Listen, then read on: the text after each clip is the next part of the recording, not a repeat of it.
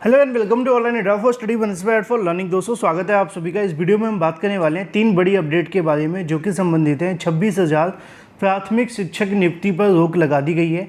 साथ ही साथ उत्तर प्रदेश में एडेड स्कूलों में नई शिक्षक भर्ती के विज्ञापन को लेकर बीएड छात्रों के माध्यम से BEd versus BTC Supreme Court of India के माध्यम से दिए गए आदेश पर की गई महापंचायत, इसके अलावा उसकी सफलता के बारे में और DSSB की तरफ से वैकेंसी को लेकर एग्जाम पैटर्न और वैकेंसी के संबंध में नोटिफिकेशन जारी किया है। सारी जानकारी आपको रियल ऑथेंटिक चैनल के माध्यम से दी जाएगी। चैनल को सब्सक्राइब करके बेल आइकन को दबा लें और वीडियो को लाइक कर दें। चलिए शुरुआत करते हैं सबसे पहली अपडेट के साथ। और सबसे पहली अपडेट आपको देखने के लिए मिलती है 26,000 प्राथमिक शिक्षक नियुक्ति पर रोक लगा दी गई है। दोस्तों जैसा कि आप जानते हैं कि इस समय पर प्राइमरी शिक्षक भर्ती को लेकर काफ़ी ज़्यादा समय हम कह सकते हैं नुकसान भरा है, उथल पुथल हो रहा है। हर भर्ती के अंदर कोई ना कोई आदेश आप सभी को देखने के लिए मिल रहे हैं, क्योंकि बीएड वर्सेस बीटीसी के मामले की वजह से देश के अंदर चल रही सभी प्राथमिक शिक्षक भर्तियों में काफ़ी उलटफेर होने की संभावना है। चाहे उनके रिजल्ट आ चुके हैं, चाहे उनकी परीक्षा हो चुकी है या फिर नियुक्ति क्यों ना मिलने वाली हो। इसी के संबंध में एक हाल ही में 26,000 पदों पर प्राइमरी शिक्षक भर्ती निकाली गई थी और ये आप सभी को देखने के लिए मिली थी झारखंड के माध्यम से। झारखंड ने 26,000 पदों पर शिक्षक नियुक्ति पर रोक लगा दी है, जिसको लेकर हाल ही में विज्ञापन जारी किया गया था। इसमें अदर राज्य के अभ्यर्थी भी आवेदन कर सकते थे, लेकिन यहाँ पे एक शर्त रखी गई थी, वो ये थी कि आपके पास में झारखंड का टीईटी होना चाहिए। झारखंड में JSSC के माध्यम से होने वाली 26,000 सहायक आचार्यों की नियुक्ति पर रोक लगा दी गई है। यह रोक झारखंड हाईकोर्ट के माध्यम से लगाई है। इस नियुक्ति प्रक्रिया में BRP CRP को 50% आरक्षण नहीं दिए जाने को लेकर याचिका दाखिल की गई। इस याचिका को लेकर आज सुनवाई हुई और सुनवाई में कोर्ट ने JSSC को प्रतिवादी बनाया था, साथ ही नोटिस भी जारी किया था। इस मामले पर कोर्ट ने राज्य सरकार, इसके अलावा झारखंड एजुकेशन प्रोजेक्ट काउंसिल एवं झारखंड स्टाफ सिलेक्शन कमीशन को 4 सप्ताह में जवाब दाखिल करने को लेकर कहा है। आज हुई सुनवाई में चीफ जस्टिस संजय कुमार मिश्रा जी के माध्यम से इस भर्ती पर रोक लगा दी गई है। फिलहाल इस पर रोक तो लगी है, लेकिन इस पर प्राइमरी शिक्षक भर्ती में बीएड वर्सेस बीटीसी का मामला नहीं है। यहाँ पर जो रोक लगाई गई है वो सिर्फ और सिर्फ इस मुद्दे की वजह से लगी है कि वहाँ पर आरक्षण का विवाद था। बात कर लेते हैं अपनी अगली अपडेट के बारे में, जो कि संबंधित है प्राइमरी शिक्षक भर्ती से बीएड बाहर हो जाने के बाद से अभ्यर्थी अब एकजुट होना शुरू हो चुके हैं, क्योंकि आप जानते हैं कि बीएड को प्राइमरी शिक्षक भर्ती में शामिल करने के लिए सुप्रीम कोर्ट ऑफ इंडिया ने जो आदेश दिया है, अगर उसके लिए कोई कुछ कर सकता है तो वो सिर्फ और सिर्फ यहाँ पर केंद्र सरकार है। अगर केंद्र सरकार चाहे तो बीएड को प्राइमरी शिक्षक भर्ती में ला सकती है, इसके अलावा चाहे कोई और ज़्यादा कुछ नहीं कर सकते हैं। इसी को लेकर बीएड अभ्यर्थियों के माध्यम से कल की तारीख में महापंचायत का आयोजन देखने के लिए मिला था, जो कि प्रयागराज में रखा गया था। बड़ी संख्या में अभ्यर्थी पहुंचे भी थे, जिसके अंदर छात्रों के माध्यम से अपनी तमाम जो मांगे वो रखी गई, साथ ही साथ आगे की जो रणनीति है वो भी बनाई गई, क्योंकि आप जानते हैं कि अब धीरे धीरे करके 1 महीने का समय आता जा रहा है और अभी तक ना तो NCTE के माध्यम से अपना कोई जवाब दिया गया और ना ही केंद्र सरकार के माध्यम से।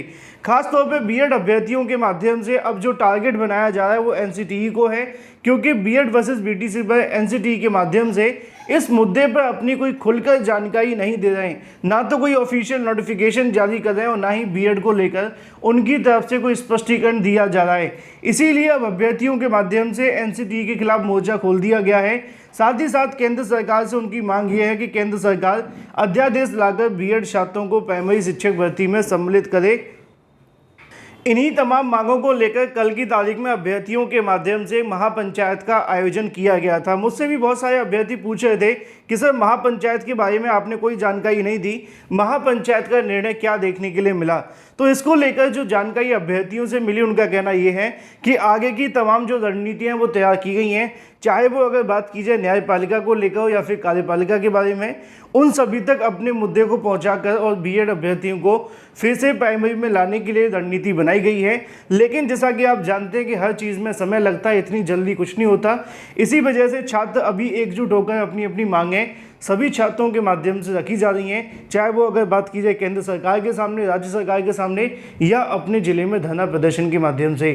फिलहाल कल अभ्यर्थियों ने जो धरना प्रदर्शन या महापंचायत रखी गई थी उनमें उसका कहना ये है कि जो सफलता मिलनी चाहिए थी बड़ी संख्या में छात्रों की वो मिली है, क्योंकि बढ़ चढ़कर छात्रों ने हिस्सा लिया था।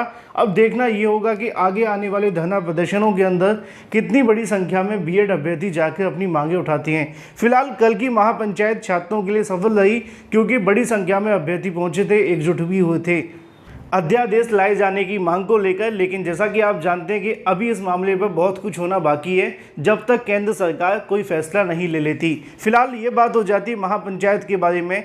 चलिए बात कर लेते हैं अपनी अगली अपडेट को लेकर, जो कि संबंधित है उत्तर प्रदेश के एडेड स्कूलों में नई शिक्षक भर्ती के विज्ञापन को लेकर भी यहाँ से जानकारी दी गई है। एडेड शिक्षक भर्ती के अंदर पदों की संख्या, साथ ही साथ जो शासन ने निर्देश हैं वो यहाँ से जारी किए हैं, जिसकी जानकारी आप सभी को आज ही के सुबह के न्यूज़पेपर में देखने के लिए मिली थी कि एडेड स्कूलों में प्रधानाचार्यों के 60% से अधिक पद भरे जाएंगे। प्रदेश में सहायता प्राप्त माध्यमिक विद्यालयों में खाली पड़े हुए प्रधानाचार्यों के पदों को जल्द भरे जाने की तैयारियां हैं। सरकार ने शिक्षक को तबादले की प्रक्रिया समाप्त कर तत्काल बाद 60% यहाँ पे पदों को भरने को लेकर यहाँ से जो निर्देश हैं वो दिए हैं। प्रधानाचार्यों के पदों को भरने का जो निर्णय है वो ले लिया गया है। कुल अगर बात की जाए प्रदेश में तो 4512 पदों, मतलब जो एडेड स्कूल हैं उसमें से यहाँ पे 60% स्थायी प्रधानाचार्य नहीं है। ऐसे में प्रभारी प्रधानाचार्यों के जिम्मे इन स्कूलों पे सारे जो नीतिगत कामकाज हैं वो लटके हुए हैं। अब सरकार के माध्यम से नए सिरे से स्थायी प्रधानाचार्यों के खाली पदों को भरने का जो निर्देश है वो दे दिया है। अब जिनको नहीं पता उनको मैं बता दूं, क्योंकि ये जो आपको भर्ती देखने के लिए मिलेगी ये भर्ती आएगी टीजीटी पीजीटी विद्यालयों के अंदर, क्योंकि यहाँ पे एडेड जूनियर स्कूलों की बात नहीं की जा रही है। यहाँ पे अशासकीय सहायता प्राप्त माध्यमिक विद्यालयों की बात की जा रही है, और वो जो होते हैं वो एडेड जूनियर हाई स्कूल होते हैं। तो दोनों के अंदर अंतर है। इसमें जो भर्ती निकाली जाएगी वो टीजीटी पीजीटी स्कूलों के अंदर होगी। अब यहाँ पे जो टीजीटी पीजीटी के स्कूल हैं वो आप जानते हैं कि उसमें भर्ती होने वाली है नए शिक्षा सेवा चयन आयोग के माध्यम से, और नए शिक्षा सेवा चयन आयोग के गठन होने में अभी समय है। इसी वजह से अभी इस मामले पर आदेश तो दिया गया है, लेकिन इम्प्लीमेंट करने में काफ़ी समय लगेगा। चलिए बात कर लेते हैं अपनी अगली अपडेट के बारे में, जो कि संबंधित है DSSB के माध्यम से वैकेंसी और एग्ज़ाम पैटर्न जारी कर दिया गया है, जिसकी जानकारी आप सभी को यहाँ से देखने के लिए मिल जाएगी। अगर बात की जाए government of NCT of Delhi के माध्यम से यहाँ पे एक नोटिफिकेशन जारी करते हुए जानकारी दी जाती है, notice examination scheme for recruitment of various post by DSSB, यानी कि DSSB के माध्यम से अलग अलग पोस्ट के लिए होने वाली वैकेंसी के बारे में एग्जामिनेशन स्कीम जारी कर दी गई है। अब यहाँ पे आप सभी के सामने जो पद लिखे हुए हैं उनको आप सभी एक बार पढ़ लीजिएगा, क्योंकि सभी को बताऊँगा तो बहुत लंबा हो जाएगा। यहाँ पर इन सभी पदों के लिए और उनके पे स्केल और एग्जामिनेशन मोड या फिर एग्जामिनेशन स्कीम के बारे में बता दिया गया है। यहाँ पे लिखा हुआ है आप सभी के सामने लगभग 22 जो पोस्ट हैं वो लिखी हुई हैं, जिसमें टीचर्स की पोस्ट के बारे में कोई जानकारी नहीं दी गई है, पे स्केल के बारे में जानकारी दी गई है, और साथ ही साथ एग्जामिनेशन मोड या फिर स्कीम के बारे में बता दिया गया है।